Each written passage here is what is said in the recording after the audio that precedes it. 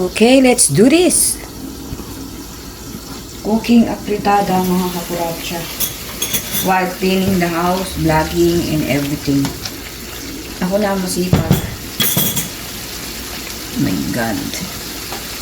Day off natin, kaya ito. Parang kaunti lang yata yung nailagay kong. Pansahog lang to kanina doon sa ano. Pwede na yan, si Donty lang na. Henry. Si Donty lang naman ang kakain yan.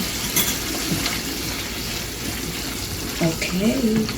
Malambot na siya, so pwede na natin siyang gisa-gisahin sa ating mga palad. Okay? Alam niyo naman ang luto niya. Hindi ko na pakikita.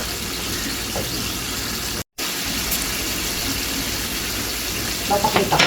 Pero hindi ko na i-explanation. Explanation. Hindi natin na magpakatlo.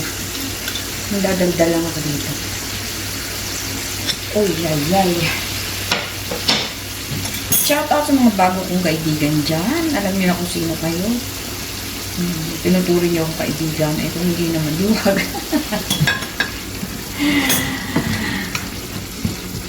Alright, lakas natin para matapos na to. Dami kong gagawin. My God, paano ko pagkakasya yung dito mga pangyayari sa buhay ko? Bagay, mas maganda na yung busy kaysa naiinip. Di po ba mga kuratsa? Pagising ng si Don P, alas 2 pa lang gising na. Siyempre, naririnig ko, nagising din ako. So, hindi na ako nakatulog. Mamaya nito, 4 pa lang, nakanganga na kami parehong dalawa. Balak ko pa naman mag-live mamaya kasi alam niyo naman, for the sake of art. For the sake of art? Salamat po sa walang sawang mga nanonood dyan. Shout out po sa inyong lahat. God bless us all. Lalong-lalo na sa pamilya ko, mga kapatid, and everybody there, mga sa buhay. Don't be, mga anak, apo, kapitbahay, kaututan, dila, everybody. Thank you so much. Mga bagong kaibigan, salamat po sa inyong lahat. Okay. Bahala na ako makapag-live ako. Pag tinatanungan nila, ano oras ba vlog mo? Kasi walang oras vlog ko, kung kailan na ako sumpungin ang live ko. Manonood kami. Basta pag may time lang, gano'n, hindi ko naman ano yung sarili ko na, ka na live, ganitong oras. So pagka may time lang, gano'n, laging walang time, kaya hindi masyado nakaka-live. Okay? Niya ulit. Hindi mo nakikita ang investigate. Pag pumunta sila sa live mo, mayroon silang star, yung kagaya yung kay Ma'am Ana. Mayroon silang star sa dulo. Okay. Ganun po. May star sila sa dulo. Wala ang mga member ko dati nung tinilig lahat ng video ko. Delete din ka. Talaga lang. Talaga.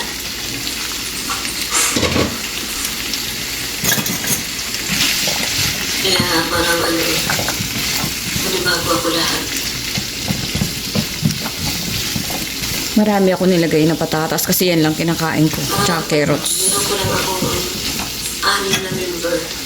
Yan si Mapara ko. Ano yan? Pang-ani. Thank you sa pamasko po ngayon. Sa pamasko po yun ngayon. Kaya kami gano'n pamasko. Kaya nila naman mundo ito.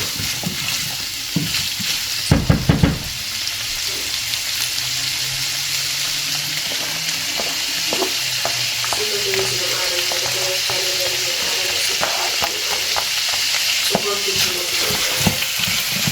So, yung naririnig niyo po sa background na hindi po TV, hindi radyo, nagpe-play lang po ako ng live sa akin na tablet.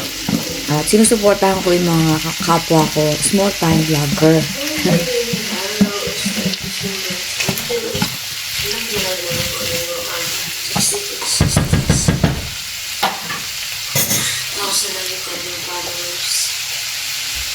Marami ko sa mga bigkas sa events. Ayusin ko rin ang sana ko para pag-member mo ako. So, mas masarap po na ipiprito din natin yung patatas kesa itatambog na lang natin na pakukulaan. Mas masarap po yung pinirito yung ating patatas. So, nakalimutan ko pong bumili ng bell pepper. Mas masarap to kung may bell pepper. Pero sa bagay, halos matabang yung bell pepper dito sa US. Iba ang lasa ng bell pepper sa Pilipinas. So, okay lang na wala. Pwede naman yung wala.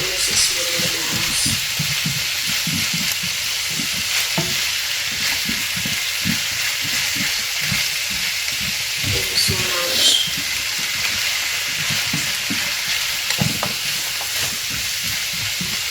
Tignan nila mo, halos tayo iinom pala ako ng ako ng nagsisip. Nagsisip na tuloy.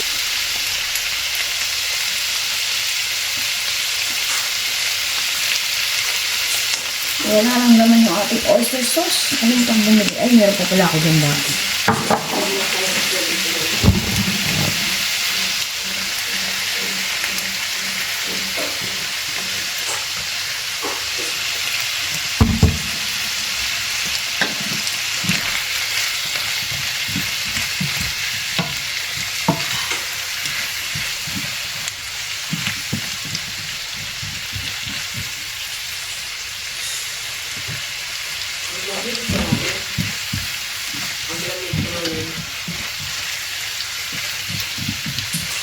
Celebrating the year-end party date.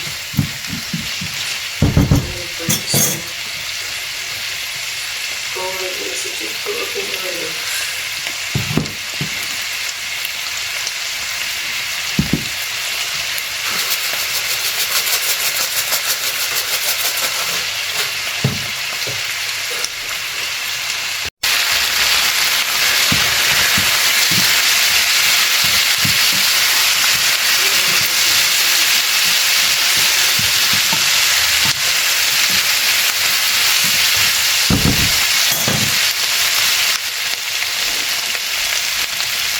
So, lagyan natin ng 3/4 cup na tomato sauce. Huwag masyadong marami kasi aasin.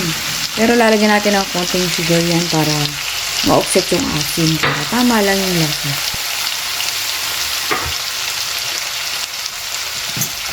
Nilagyan ko ng tubig to para masimot yung tomato sauce na naiiwan sa lata. Sayang. Tsaka para mas lumambot pa yung baboy.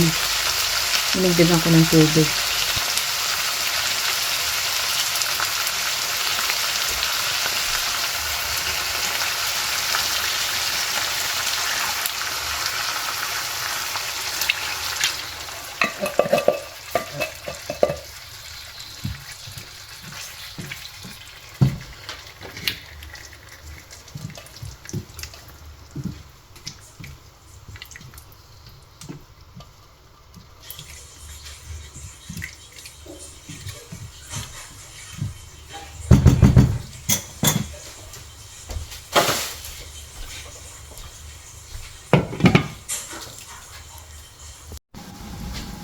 Lagyan ko ng sili. Gusto ni Don P medyo maanghang.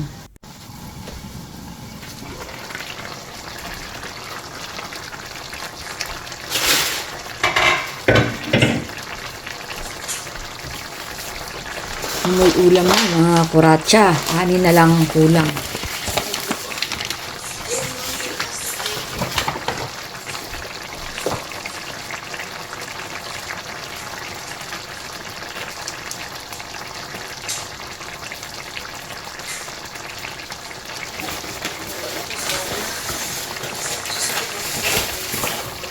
Lagyan natin ng sugar and honey.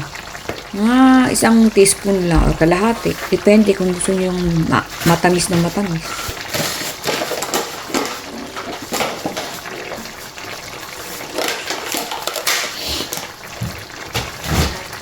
So, okay na po ito. Pakukuluan na lang natin para mag-mix ang lasa. Malambot na rin yung pork. So, ayun, okay na. Okay na rin yung lasa.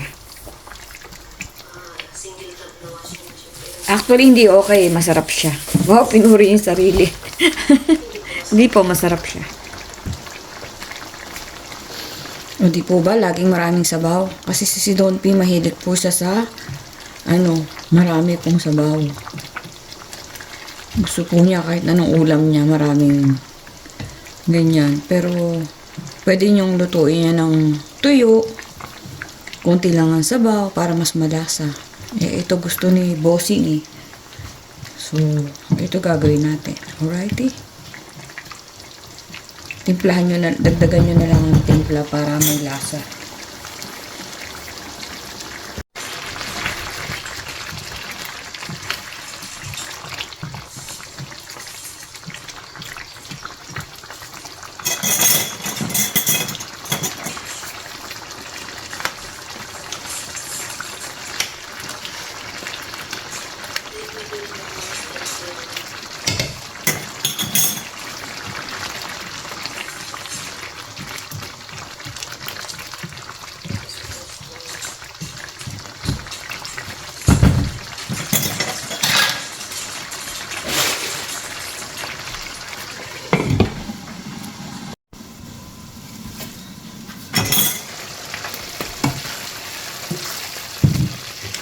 Nick.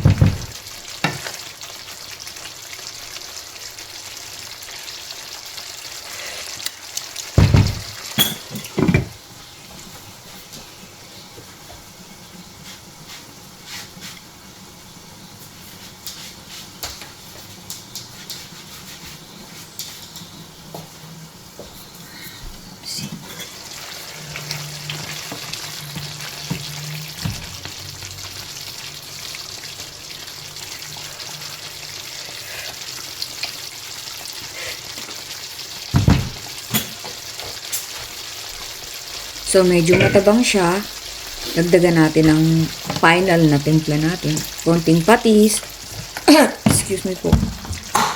Tapos, konting toyo. Di bali ng kulang, wag lang sobra. Mahirap nang alisin yung alat pag maalat. Dagdagan pa rin natin ang ating mga garlic powder at saka paminta. Kung gusto niyo ng maanghang, dagdagan pa ninyo. And chopped onion. Luto na to, okay na yung timpla. Tansyado ko na.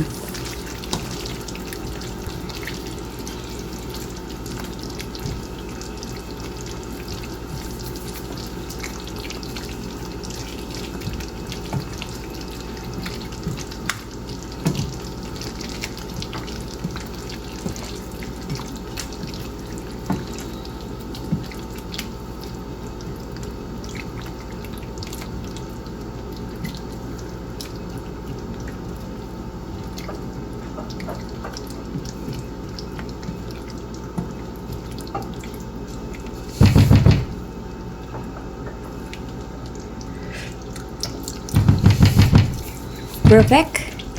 O, diba? Simpleng luto, bonggang lasa. May ulam na kayo. Kami pala.